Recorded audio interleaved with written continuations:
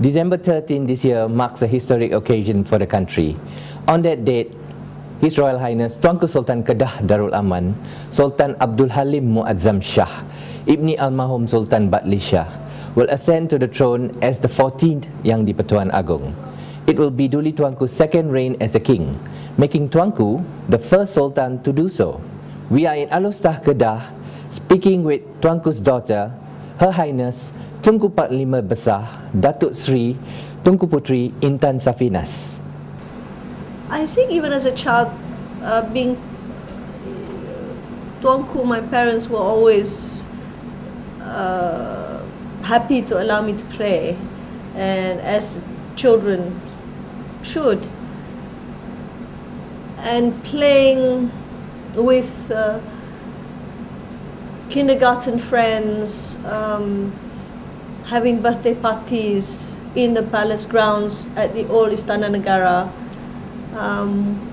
I think it's one of my fondest memories, having friends to come over and stay like any other young child. But the birthday parties were always a little bit more elaborate for those times. Yeah. I think my earliest memories of my parents, Tuanku Sultan, was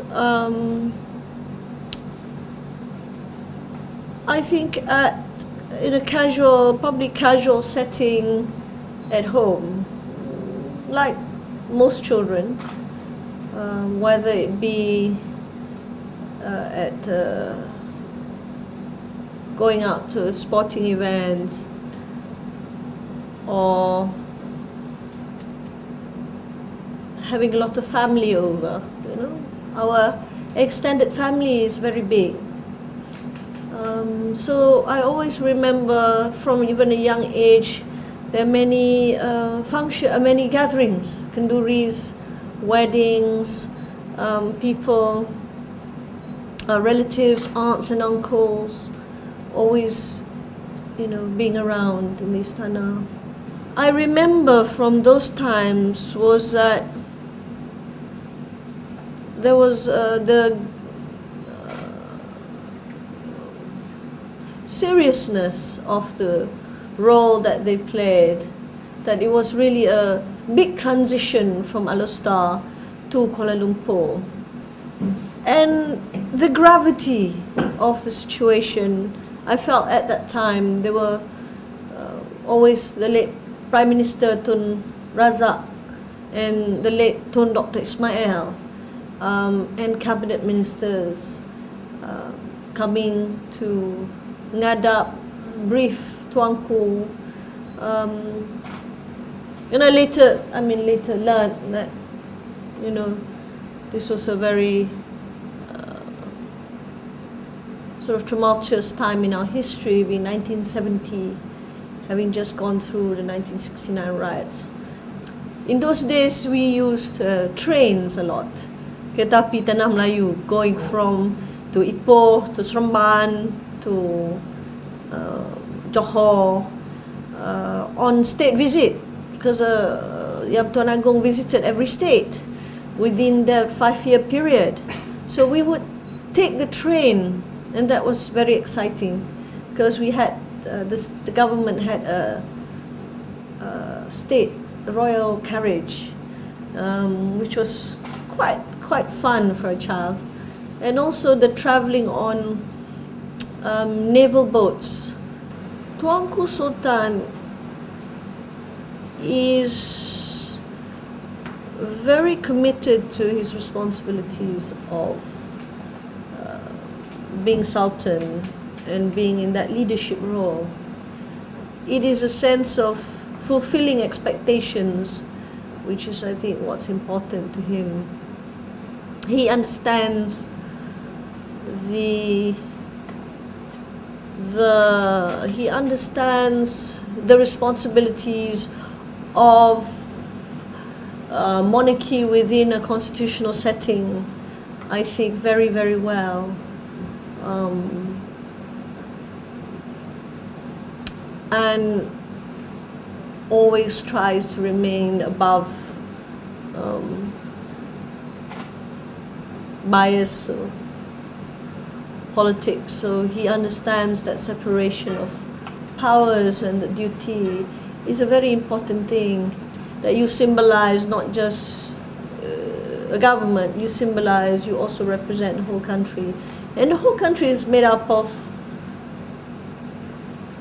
all the different races, opinions, and cultures and traditions. So I think he's a very committed person to that role as a leader, even though he may not be verbal about it, but he practices it. So commitment is one.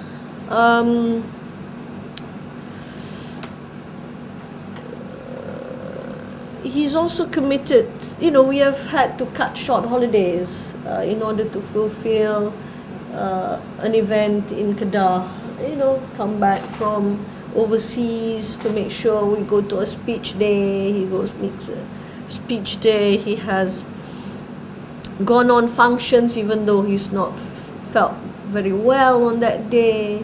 So he just doesn't like to disappoint people, you know? And it can be as simple as a school prize giving, which is children, yeah, it's not, it's secondary school children. So, but he still sees that as very important because he's made that, I mean, he's gone to that, to prize giving to the same school for over 30 years, to the same school. So he's not missed 35 years of prize giving. So he doesn't want to break that record, or not break that record, doesn't want to change that pattern as far as he can help it. So I think what he believes is, it really is about continuity and consistency in behavior and responsibility. As a constitutional ruler or sultan, has plays many roles. He is automatically the head of religion. He is automatically, as a king, field marshal. He is automatically chancellor to universities. So those roles have to be met. Responsibilities have to be met. So Tuanku's special contribution to the state is really that stability, I think, that he has, and the fact that he has been Sultan for 50, how many years? 52, 53 years. Sultan of Kedah for 53 years. I think it's not just about the time spent, but it's also about the quality of time spent. Tuanku attends over 300 functions a year. I think in Kedah, people identify with him, whether young and old, and I think because they've grown up with him in the background. And one Muazzam has grown up with Tuanku has been, you know, the Sultan ever since he's been born. So that longevity, I think, is his special contribution and quality in that time spent.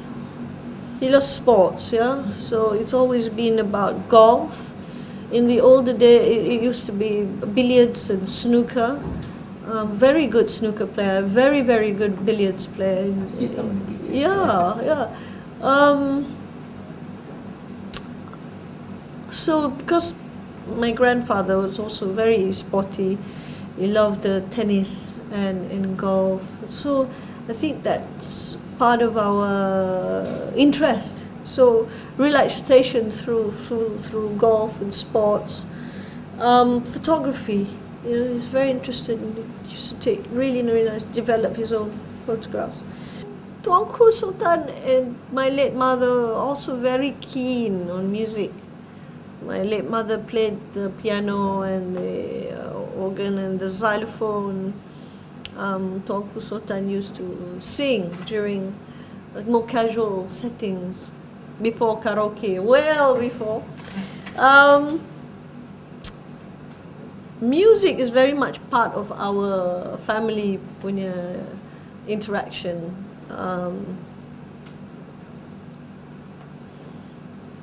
My late mother, the Negri family, the royal family there, because living in Sri Menanti is quite a cozy and remote place.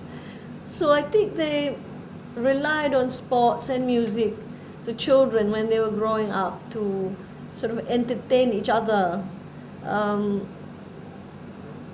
So the late Tuanku Jaafar was a great sportsman, cricketer and football, hockey as well. So and they all played music and sang, and I think when growing up, music's very much part of our life.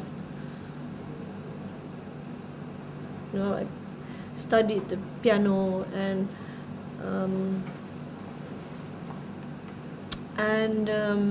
at boarding school when I was in England, you know, I had the chance to go to concerts, classical music, and they took me to watch shows on West End, and I think all this helped, I suppose, make me fairly musical. Oh yeah, definitely jazz, or I mean, you know, the great standards by Nat King Cole, Frank Sinatra,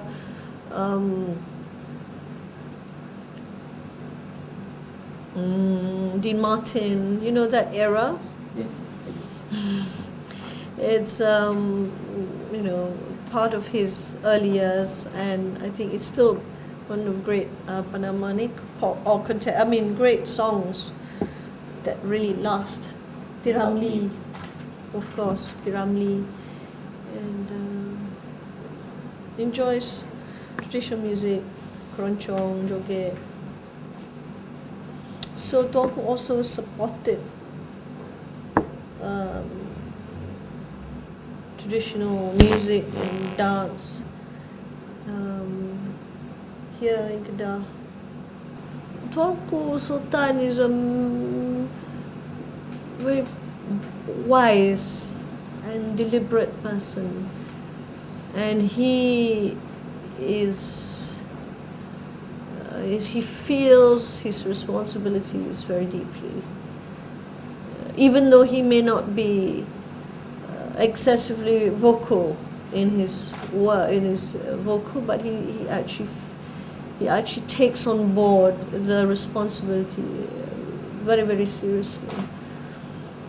And I think if, you know, the public has that impression or that view of Tuanku, I think that is very good. Really is a man born in the Istana and brought up by kings. Tradition of kingship lies very deeply in him.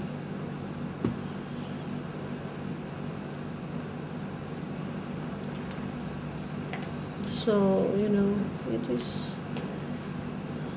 this is a great historical occasion for Tuanku, but I think it's also a great, I hope it will be a very good time for Malaysia.